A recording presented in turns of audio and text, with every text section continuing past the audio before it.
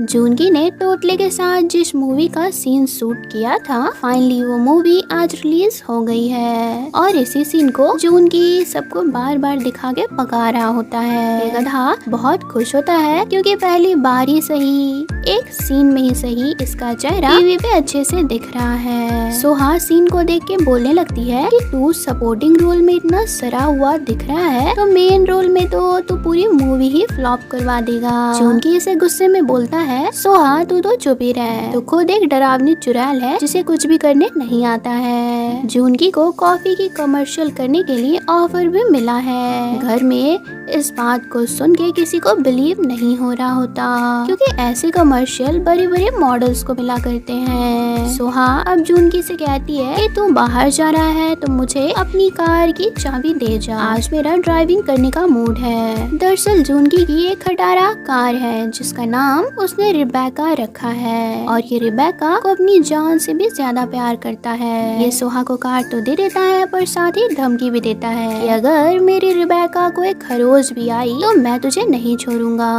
Soha driving के लिए अपने साथ डोशी को भी जबरदस्ती ले आती है, मगर कार स्टार्ट करने वक्त ये बताती है कि मैं आज पहली बार ड्राइविंग करने वाली हूँ। ये सुन के डोशी का तो दिमाग हिल जाता है, यहाँ तो ये चुड़ैल पक्का मुझे यमराज के पास भेज ही देगी। वो कहता भी है कि तू ड्राइव मत कर, पर ये गधी कहती है कि तू चुपचाप बस देखता जा, ये सब मेरे लिए बहुत ही आसान है। डोशिक जल्दी से कार से उतरता है और बैग में ये लिख के चिपका देता है कि इस कार को एक कम अकल वाली लड़की आज ड्राइव कर रही है तो कृपया साइड से चलें। सोहा कार चलाते वक्त स्टीयरिंग छोड़ के अपना मेकअप करने लगती है। डोशिक इसे ऐसे करने से मना करता है तो ये बोलती है तू बेकार में ही डर रहा है, हम लोगों को कुछ भी नहीं होगा। कुछ दूर जाने पे डोशिक इसे ब्रेक लगाने बोलता है मगर ब्रेक टूटी होती है जिसे सोहा हाथ में लेके पूछती है डोशिक ये क्या चीज है। ब्रेक को टूटा देख डोशिक डर जाता है। अब ये डर के मारे गियर चेक करता है और गियर भी एक बार में ही हाथ में आ जाती है, मतलब इस खटारा रिबेका की एक भी पार्ट सही नहीं होती है। डोशिक तो पहले से डरा ही था और अब ये सोहा को भी मरने का डर लगने लगता है। ये लोग कार को एक कंस्ट्रक्शन साइट में ले जाते हैं ताकि इनका रोड एक्सीडेंट ना हो जाए,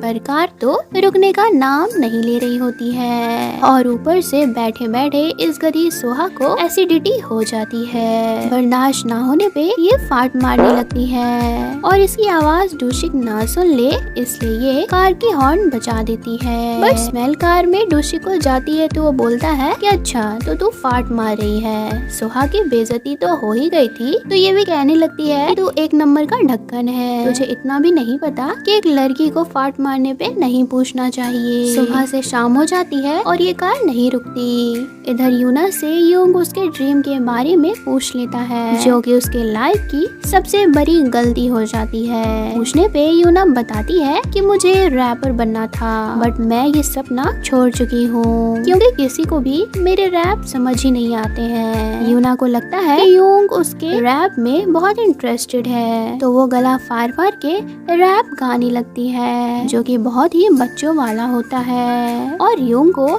इस रैप को सुन के बहुत हंसी भी आने लगती है। इधर सोहा की तरह डोशिक को भी अब फाट आने लगती है। दोनों के पेट का ही हाल सुबह से बैठे बैठे खराब हो गया होता है। सोहा तो हार के सोच लेती है कि ये कार रुकने वाली नहीं है तो पॉटी करने के लिए मुझे कार से कूदना ही पड़ेगा। वो कार से कूदने जाती है तो डोशिक कहता है तुम क्या कर रही हो, इससे तुम्हारी जान भी जा सकती है। सोहा रो के बोलने लगती है कि मुझे मत रोको वरना मैं कार में ही पॉटी कर दूंगी। इसी टाइम भगवान इन दोनों की सुन लेता है और कार ऐसे ही रुक जाती है। दोनों बहुत ही खुश होते हैं कि अब हम पॉटी कर पाएंगे, मगर कार में एक ही टॉयलेट पेपर मिलती है जिसे देने से डोशिक मना कर देता है। बट ये चालाक लोमड़ी सोहा डोशिक को इमोशनली ब्लैकमेल करने लगती है और हार के वो टॉयलेट पेपर इस गधी को दे ही देता है और खुद आउट ऑफ कंट्रोल होने पे वो यही कार में ही शुरू हो जाता है। सीन जून की पे जाती है और हमें पता लगता है कि जूनगी का पोपट एक बार फिर से बन गया है। उसे कॉफी वाली कमर्शियल नहीं मिलती है। ये उदास होकर घर आता है तो यूना एंड स्योजीन इसे पॉजिटिव बातें करने लगती है कि उधर से डूसिक सोहा आते हैं। डूसिक सोहा के कमरे में होता है क्योंकि उसने तो अपने कमरे में पार्टी कर दी थी। सब लोग इनसे पूछने लगते हैं कि तुम दोनों को क्या हुआ है। डूसिक बहुत सदमे में होता है। वो बोलता है हमसे कुछ मत पूछो, हम कुछ भी बताने के लायक नहीं है। दूसरे दिन कॉफी की वही एड टीवी पे आती है जिसके लिए जूनगी को रिजेक्ट कर दिया गया है। पर देखने पे पता चलता है कि इस एड में कॉफी बीन्स पे फोटो लगाया गया है। तब जूनगी को समझ आती है कि इसमें तो मेरा थोबरा कॉफी बीन्स में दिखने वाला था, जो कि बहुत ही फनी होता। अच्छा ही हुआ मुझे ये कमर्शियल नहीं मिली। सुबह सुबह डोंगो अगरबत्ती दिखा रहा होता है। असल में आज ओलिविया के मरे हुए पूरे 49 डेज हो गए हैं और इसी बात का शौक ये गधा डोंगो अगरबत्ती जला के मना रहा होता है। इसी बात का गुस्सा भी ये जूनगी पे उतार रहा होता है। आखिर इसी के वजह से ओलिविया की जान गई है। मगर उधर से डूसिक दौड़ते हुए आता है और एक्साइटमेंट में बोलता है मैंने कुछ बनाया है। थोड़ी देर बाद पता चलता है कि इसने स्लाइडर में लेट के रेस लगाने वाला गेम बना लिया है। अब ये दोनों मिलके पूरी मजे के साथ ये गेम खेलने लगते हैं। उधर से स्योजीन आती है और इन्हें सुनाने लगती है 30 साल की उम्र में तुम लोगों को बच्चे वाले गेम खेलने का सोच रहा है, इसे अभी के अभी बंद करो। पर स्योजीन की बात इग्नोर करके ये लोग दूसरे रूम में खेलने चले जाते हैं। स्योजीन जूनगी को अपनी फ्रेंड से डिनर में मिलवाती है जहाँ उसकी फ्रेंड का बॉयफ्रेंड भी आया हुआ होता है। एंड यहाँ जूनगी बच्चों के जैसे फनी एक्टिविटीज करने लगता है जिससे वो लोग बहुत हंस रहे होते हैं। पर स्योजीन को इन सारी हरकतों से एम्बेरसमेंट फील होने लगता है। स्योजीन गुस्से में जूनगी को डांटती है और कहती है ये सब बच्चों वाली हरकतें तुम छोड़ दो वरना सही नहीं होगा, मैं तुमसे ब्रेकअप कर लूंगी। जूनगी बोलता है ठीक है, अब से मैं ये हरकतें सिर्फ घर में ही करूंगा। इस पे भी स्योजीन नहीं मानती तो हार के जूनगी को प्रॉमिस करना पड़ता है कि अब से वो ये हरकतें कभी भी नहीं करेगा।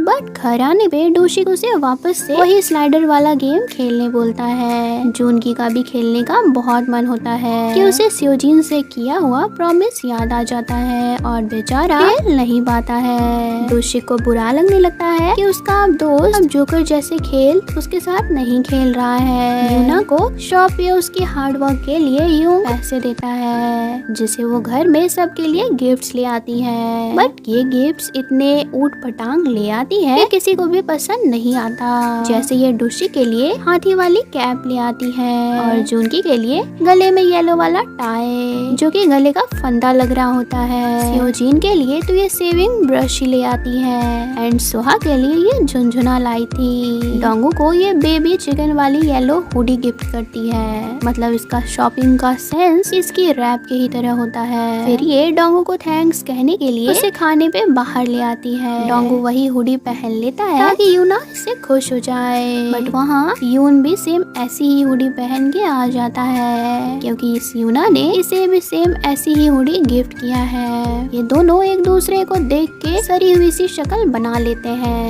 दोनों खाना खाने के टेबल पे जंगली बिल्ली की तरह लड़ने लगते हैं और लोग इनकी सेम हुडी देखकर इन पे काफी हंस रहे होते हैं। डूसिक घर में उदास होता है क्योंकि इस गधे को ये गेम अकेले खेलना पड़ रहा होता है। उधर से सोहा आती है, वो डूसिक के लिए ये गेम उसके साथ खेलने लगती है। बट ये डूसिक खुश नहीं होता। वो बोलता है तुम मत खेलो, तुम्हें जूनगी जैसी बात नहीं है। सोहा भी उल्टा के बोल देती है कि हाँ ऐसी बच्चों वाली गेम्स वही अच्छे से खेल सकता है क्योंकि तुम दोनों बच्चे ही तो हो। जिस रेस्टोरेंट में ये लोग आए हैं उसकी आज ओपनिंग सेरेमनी होती है, इसलिए यहाँ कपल इवेंट भी चल रहा होता है और जो इसे जीतेगा उसे प्राइज में DSLR कैमरा मिलने वाला होता है। कैमरा का सुनते ही डोंगो की लालच जाग जाती है। वो पागल होने लगता है। वो सोच लेता है किसी भी कीमत पे मुझे ये कैमरा जीतना है। इवेंट में पार्टिसिपेट करने के लिए डोंगो को एक पार्टनर चाहिए होता है और यूना किसी से कॉल पे बात करने के लिए बाहर चली गई होती है। उसके आने तक पार्टिसिपेट करने का टाइम खत्म हो जाएगा।